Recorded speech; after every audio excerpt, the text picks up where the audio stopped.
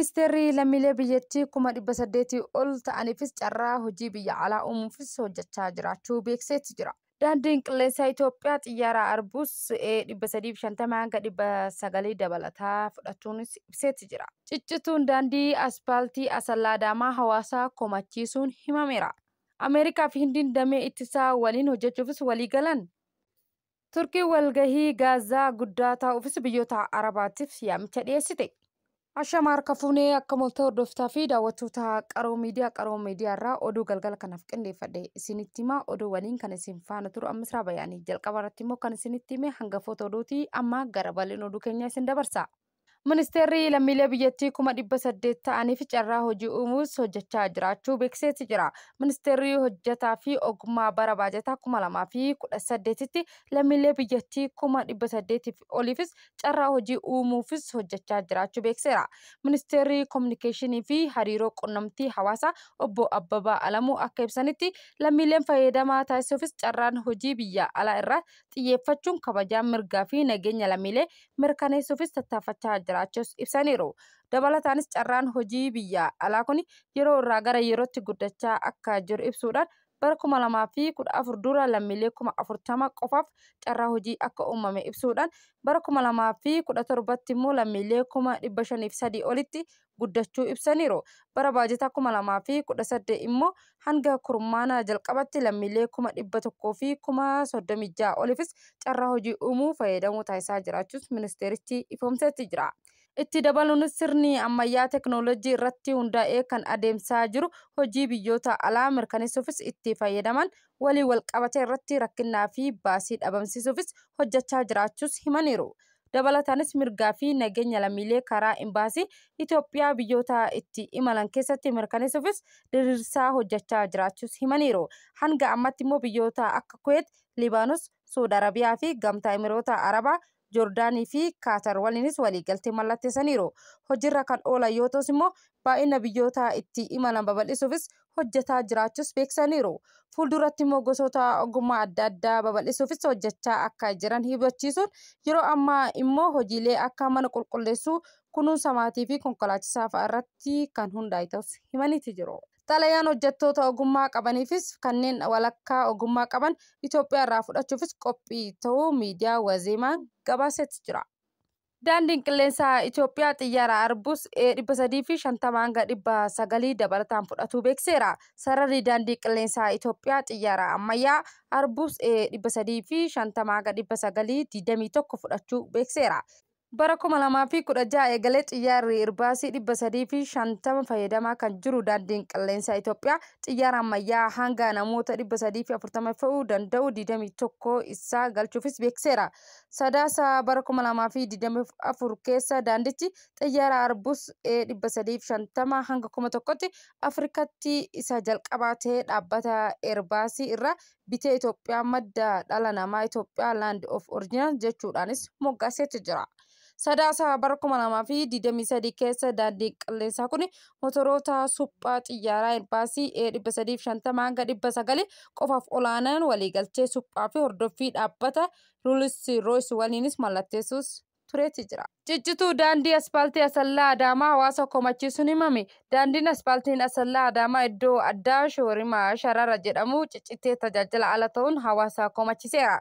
Jiraattonni naannawichaa ganna bishaaniin qe'ee fi midhaan irratti akkasumas immoo bonamoo dhukkeedhaan dhukkubootaaf isa saaxilaa jiraachuus ibsaniiru. Konkolaachiftonni immoo ganna yoo dhufu cirrachaa buusuun hanga waggaatti tursiisaan balaawwan garaagaraa dhaqqabsiisaa jiraachuus himaniiru. Meeshaalee konkolaataa cabsuudhaan baasii dabalataa nutti fidee jira jechuunis ibsaniiru. Abbaan taayitaa daandiiwwan federaalaatiin hoogganamu daandiin aspaaltii Asallaa Adaamaa kan ta'an injiinar Firii Guddisa faana dijitaalaa waliin kan yaada isaanii himan. Komiin hawaasaa dhugaa ta'us himuudhaan daandiin iddoo Shoorimaa Shararaa jedhamutti riqicha waan qabneef hawaasaa fi daandicha irratti miidhaa gaggeessaa turus eeruudhaan wayita ammaa kana immoo riqicha hojjetamaa jiraachuus dubbataniiru. Kana malees immoo iddoowwan ciccituun rakkoo uumaa tures suphuun gara aspaaltiitti deebisuufis maashinoota galchanii jiraachuus himaniiru. Komii uummataafis furmaanni waaraa yeroo gabaabaa keessatti kan kennamu ta'uu injiinar Firiin ibsanitti jiru. Eega hordoftaa fi daawwattoota keenya oduun biyya keessaa kana fakkaatan oduu biyya alaa isinitti hima.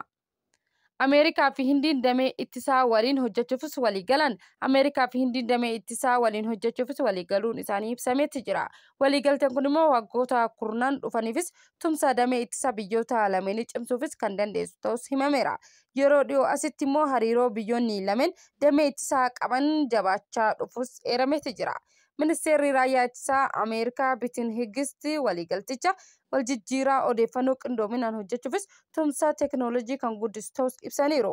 Ministeerri raayyaa ittisaa Hindii Raajinitti Singin gama isaaniitti waliigalticha jajjabaachaa dhufu hariiroo biyyoota lameenii kan agarsiisu ta'us eeruudhaan utubaa ijoo hariiroo gama lamee biyyoota lameenii ta'us ibsaniiru. Waliigalteen kun immoo kallattii imaammata biyyoonni lameen hariiroo itti sirriitti qabanii akeeka jechuudhaan BBC gabaasetti jira. Biyyoonni Arabaa Turkii walgahii Gaazaa guddaa ta'uu biyyoota Arabaa yaamicha dhiyeessiteetti jirti. Akka ministeerri dhimma alaa Turkii Hakan Fidan ibsanitti sababbiin Gaazaa keessatti dhukaasni dhaabbachuu didirratti mari'achuufis furmaata waaraa Gaazaa fiduufis walgahii Gaazaa gidduutti jedhamu wixinee dhufuu biyyoota akka Kaatarii fi Saudi Arabiyaa, Masrii, USA akkasumas immoo Joordaan, Paakistaanii fi Indoneeshiyaa irraa dhufanii walitti Istaanbulitti akka mari'atan ibsaniitti jiru. Marii biyyoota kanaanis sababa Gaazaatti dhukaasa dhabamuu dadhabee fi tarkaanfiiwwan itti aanan tasgabbii fudhatama irratti ni mari'atu jedhamee eegama. Itti dabaluunis ministeerri dhimma alaa Turkii Hakan Fidan mariin kun humna tasgabbii ta'uu danda'a ijaaruufis irratti kan xiyyeeffatu ta'us walgahii wal fakkaatu pirezidaantii Tiraamp waliin ji'a darbee eegaa Niiwuorkitti taasifame booda ta'us ibsameetti jira. Maddi gaazexaa Gulf Taayimsiidha. Biyyoonni Eeshiyaa Paasifiikii dinagdee egeree ifaa fi waraa fi waltumsuu qaba jechuudhaan ibsame. Pirezidaantiin Chaayinaa Shin Jinpiing biyyoota Eeshiyaa Paasifiikii dinagdee egeree ifatti itti fufsiisuufis qabu ijaaruufis waltumsuu qaba jechuudhaan dhaamaniiru. Yaa'iin dinagdee aangoota 32ffaa mata dureen dinagdee egeree ifaa fi waaraa jedhuun Kooriyaa Kibbaatti adeemsifamuun eegaleetti jira. Yaa'icha irratti biyyoonni Eeshiyaa Paasifiikii haala itti fayyadamummaa waliin mirkaneessuufis carraawwan haaraa ittiin waliin hojjetan mijeessuun akkasumas immoo gufuulee adda addaa baasuun irratti waliin hojjechuu akka qabanis mari'ataniitti jiru. Pirezidaantiin Xi Jinping wayitumaa kana warraaqsi saayinsii fi teekinooloojii akkasumas immoo ce'umsa industirii yoo amma gara dambilee olaanaatti waan ceenuuf namummaa fi kallattiiwwan haaraa baranaa jechuunis dubbataniiru. Gama biraatiin immoo qaawwii misoomaa sadarkaa addunyaatti mul'atu rakkoolee akka jijjiirama qilleensaa, wabii nyaataa fi nageenya anniisaa waliin ta'uunis addunyaa qoraa jiraachuus ibsaniiru.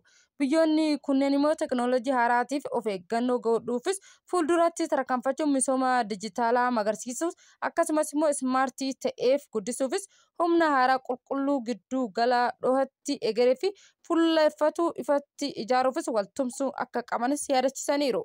Hojiirra oolmaan ajandaa misooma fuullaa dhaabbata mootummoota gamtoomanii 2030 kanneen akka hiyyummaa hir'isuufis uummata biyyoota naannichaafis badhaadhina mirkaneessuufis irratti fuulleeffatoo akka hojjetanis hubachiisuu isaanii xihuun gabaasetti jira.